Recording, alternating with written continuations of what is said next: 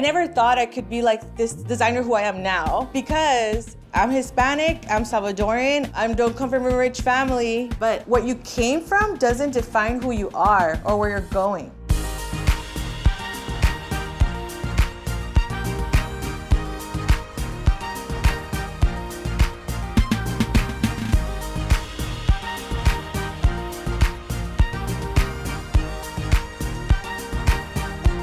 Hi, my name is Joanna Hernandez and I'm from Los Angeles, California, and I'm the designer and owner of Glaudy.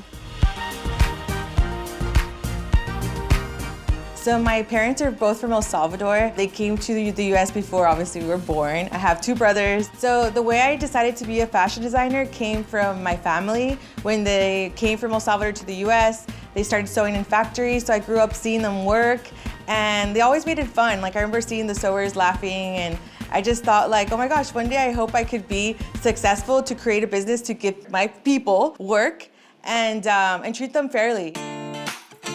Glaudy name was inspired by my mom, and it's because her name is Gladys. So I created Glaudy to represent like my family's hard work, and till this day my family works in my business. When I was designing for other companies, my best friend and I, Marilena, we created this foundation nonprofit called Latinos con Corazón, where we got different designers together to present a collection, and we helped different countries in Latin America. First, we helped Mexico, and then we helped El Salvador. When we helped El Salvador, we were looking for Salvadorian designers too, and I was one of them, and I couldn't use that because when you design for companies, you're hired under them, so you can't really say you did it.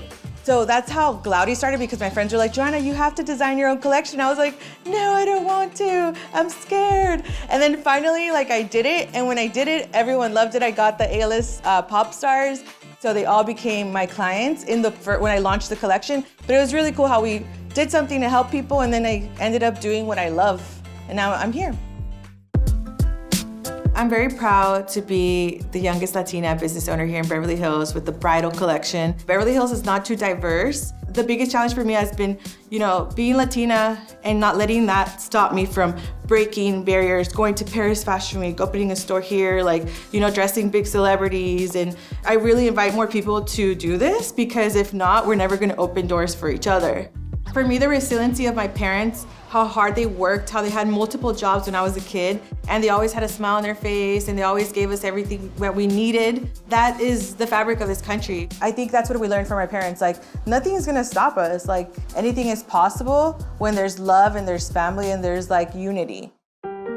My dad recently passed away a month ago.